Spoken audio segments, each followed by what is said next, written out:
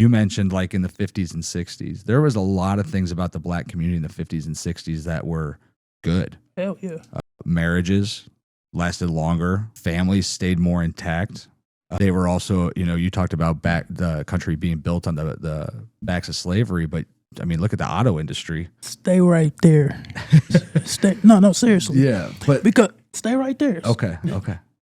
It's those things those facts. I'm a facts person, and those things you just said are factual. But why?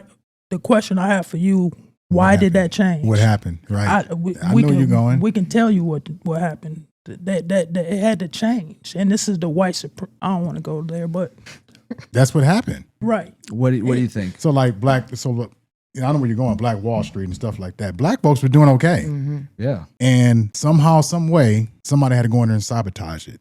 It was usually a white mob. You're talking about like the drug pandemic and stuff like that. I mean, like that's later. And crack and that's later. That was later, though. Yeah, that's later. 70s. Let's stay on the. Let's stay in the. Stay in the 50s, we're staying in the 50s. Okay.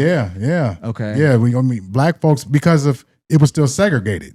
So a lot of it was still segregated. So we had to build our own neighborhoods and stuff like that, which were thriving. That's when you had the black people in homes and stuff like that.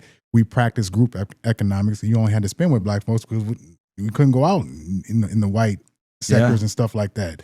So we've had successful neighborhoods and businesses and just areas. Some of that we're talking about.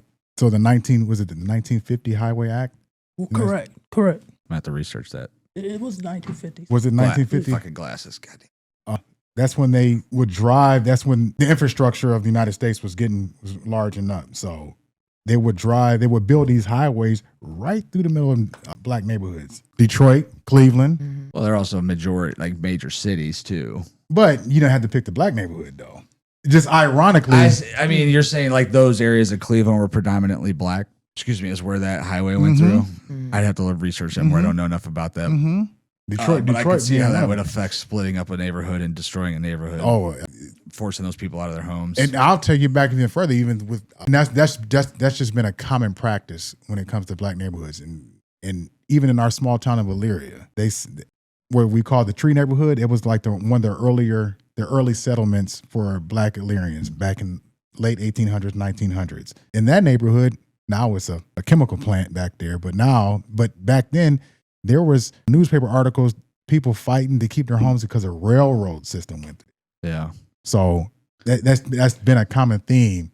But it was a key thing that he said that I loved is that he said the black families were thriving. Mm-hmm. That was stopped also because of a system. Mm-hmm. Welfare system? Yes, sir. I agree. So it's just certain. It's interesting that you say that because I actually agree on that. I think the welfare system is built to destroy families. Amen. Because you can't have a male in the house. What's that? Right. You know what I mean? It takes the male. To get any kind of help, you had to get the guy out of the house. Correct. And that just, what children understands why their dad can't live with them, regardless if it's forced or it's not. And that's facts. Mm-hmm. That's not our opinion. Right. And that's what happened. And then the women will get upset when we talk about that, but those are facts. Sure. I ain't make that up. You didn't make that up. No, it's just a sad truth.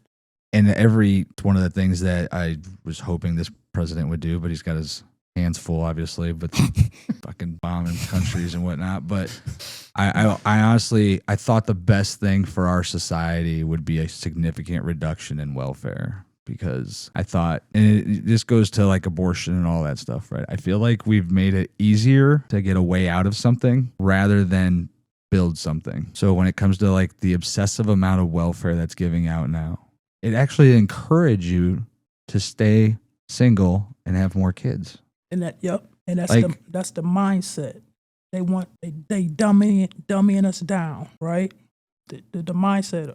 I don't need no man. Ain't that the first thing you hear out of? Of course. But, what does it do? So, okay, if I have one more kid, I get X amount of dollars for this, and this. They're already paying for my house. So it's just extra money. And they're going to pay for all the diapers and everything.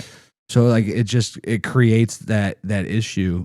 And it's disappointing because and that doesn't affect just the black communities. Obviously, like when you have large areas we keep talking about Detroit and Cleveland and some of these major cities where like there's ghettos for a reason, right? Like nobody's building up houses in those areas. But the number one welfare county in the country is a white county in Kentucky. Right. So it's the same thing on both sides. Like that affects our country negatively. It's never talked about. It's always looked down upon, right? Education of these things. Like we just talked about something that's fact. If it's brought up in a conversation between a black and white person in just about any other room, it turns into an argument. That's true.